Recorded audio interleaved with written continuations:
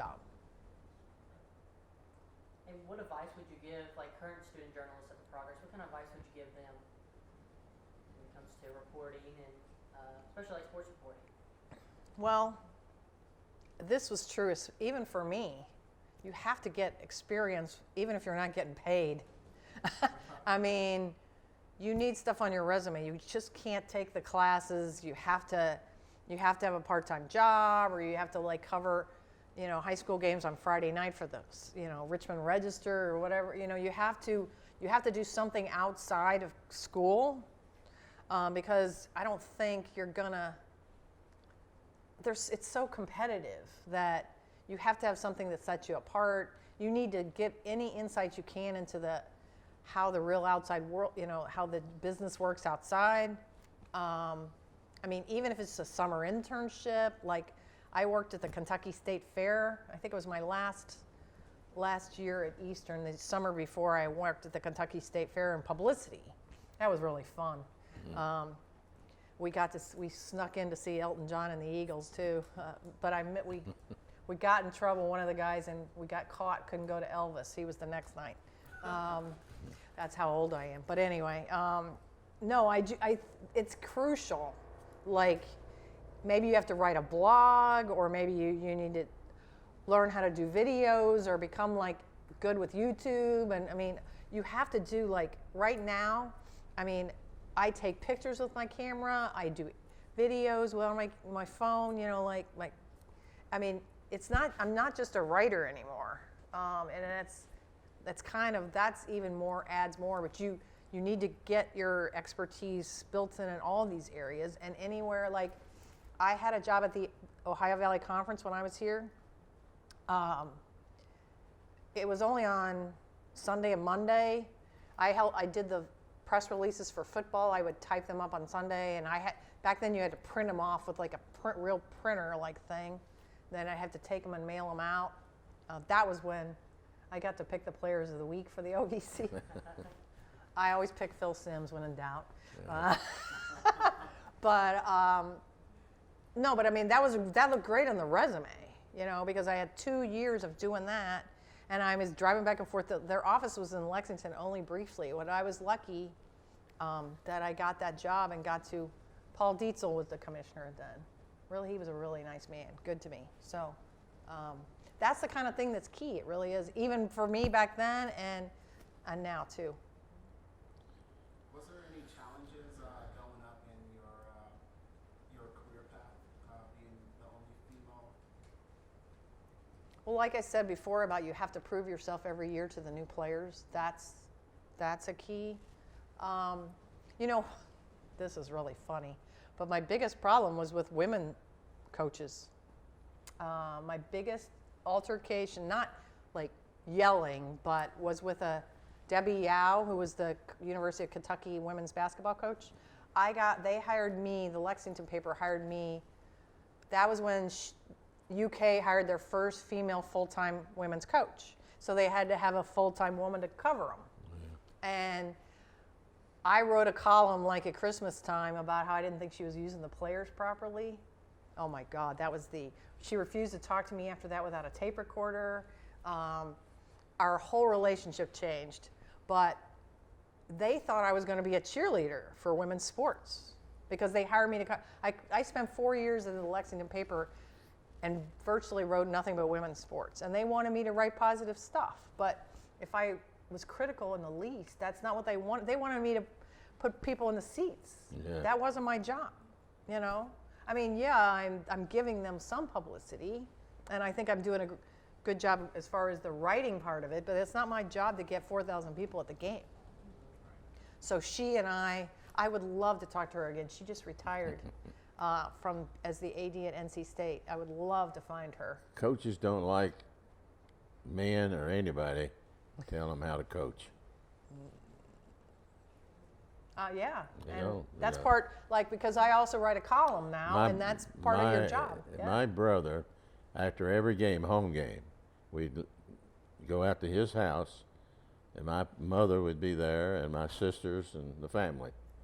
And all he did was sit there and second guess me. Well, why did you do this? Well, now, why did you do that? you know, and I would explain to him because my mother was sitting there, you know, and I would explain. Well, my mother died, you know, and we'd play the game here, and we went out there, and here he came, started asking me to, and I looked at him, and he said, why did you throw that pass on that situation, or why did you run? I said, I don't know. Why in the hell we did it? What did we do? You tell me what we did. And he said, well, I can't tell you. And I said, well, then shut up. Marla,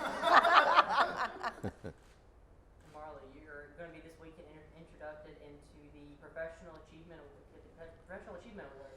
How does that feel to be able to come back and receive an award like that? I think the Eternal Colonel hashtag thing is really cool.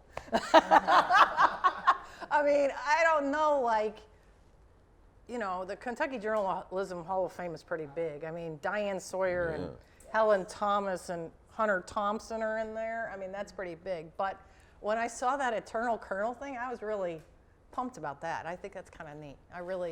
It's really, obviously it's like the second biggest thing I've ever gotten. So it's really a nice thing. I don't think I would ever agree to anybody else to come in the locker room after a game, except her, because I knew her. I knew how she, you know, things about her, and I thought there would be no problem, and there wasn't.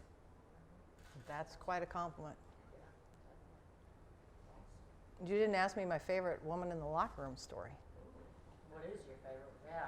Well, if I ever write a book, this is the first chapter. This was after I started covering the Browns. I was on vacation and we were in Venice Beach, California. Teresa was with me, Teresa Klisch.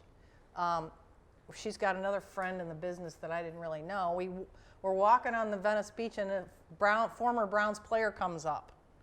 And his name is Elvis Franks, big defensive lineman. He says, let me tell you a story about Marla. I had no idea what he was going to say, no idea.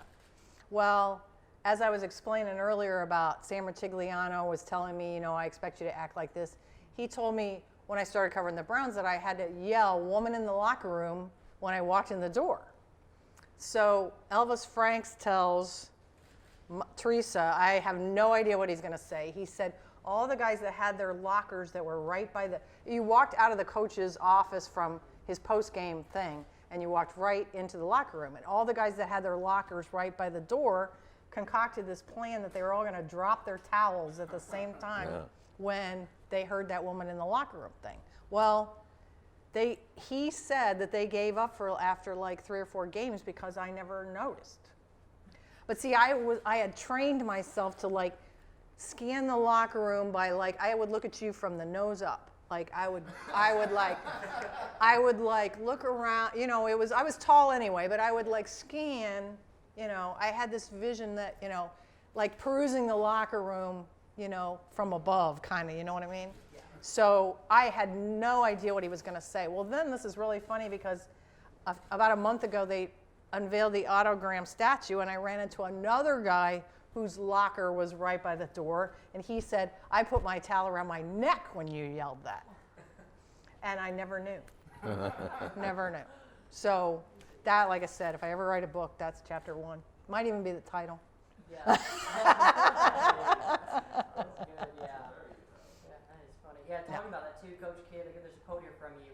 You said, you told your players, you said, I told the players, we're going to have company after the game, so keep your pants on. Hey, that's a long time ago. Yeah.